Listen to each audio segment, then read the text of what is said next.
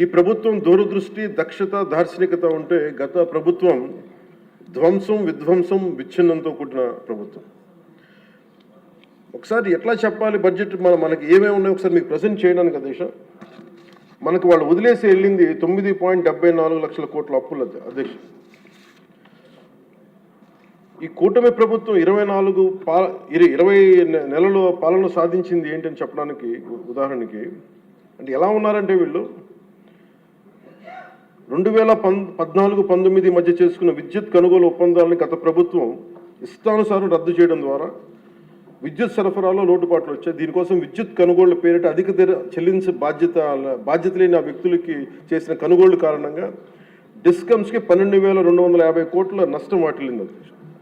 ఈ 5 ఏళ్ల అసమర్థ విధానాల కారణంగా విద్యుత్ పంపిణీ సంస్థలు దాదాపు 1.29 లక్షల కోట్ల మేర నష్టపోయాయి. ఈ భారాన్ని విద్యుత్ బిల్లుల రూపంలో మళ్ళీ ప్రజల మీదనే మోపారు. కూటమి ప్రభుత్వం వచ్చిన తర్వాత ఈ విధానాలను రద్దు చేసి ట్రూ అప్ ఛార్జీని పూర్తిగా ఎత్తివేయడమే కాకుండా రాష్ట్ర చరిత్రలో ఎన్నడూ లేని విధంగా ట్రూ డౌన్ పేరిట ప్రజలపై విద్యుత్ బిల్లుల భారాన్ని తగ్గించినారు. అలాగే వాళ్ళు చేసిన అప్పుల వల్ల, వాళ్ళ నిర్లక్ష్య అసమర్థ పాలన వల్ల, ఆర్థిక విధ్వంసం వల్ల రాష్ట్ర అభివృద్ధి 30 ఏళ్ళు వెనక్కి నెట్టవేయబడి ఇవేదో రుజువుల్లో చేయకుండా విమర్శ కాదు అధ్యక్ష.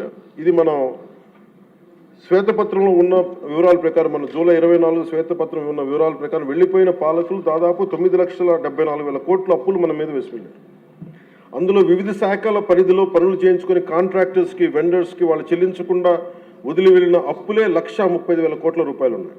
అందులో కూటమి ప్రభుత్వం ఏర్పడిన తర్వాత 25,000 కోట్ల రూపాయలు ముఖ్యమంత్రి గారి నాయకత్వంలో అప్పులు తిరిగి చెల్లించగలిగాం అధ్యక్షుడు. నీటిపారుదల, రోడ్లు, భవనాలు, పరిశ్రమల శాఖల వారీగా ప్రాజెక్టుల కోసం మరో 37,000 కోట్లు విడుదల చేయడం జరిగింది. కూటమి ప్రభుత్వం ఏర్పడిన తర్వాత వాళ్ళు మిగిల్చిన అప్పులను క్లియర్ చేస్తూ అదనంగా సెంట్రల్లీ స్పాన్సర్డ్ స్కీమ్స్కి 25-26 ఆర్థిక సంవత్సరంలో 18,700 కోట్లని విడుదల చేయడం జరిగింది. కేంద్ర ప్రభుత్వం నుంచి వచ్చిన 10,500 కోట్ల నిధులను వినియోగించడంలో గత ప్రభుత్వం చాలా ఘోరంగా విఫలమైంది. అందులో 1,800 కోట్లు PMAY అర్బన్ రెజ్యువనేషన్ మిషన్, ప్రధానమంత్రి Ayushman Bharat, pre matric scholarship for OBC, EBC, denotified తెగలు, PMSSV కింద రావాల్సిన పోస్ట్ మెట్రిక్ స్కాలర్షిప్లు చెల్లించకపోవడంతో వెనక్కి వెళ్ళిపోయాయి.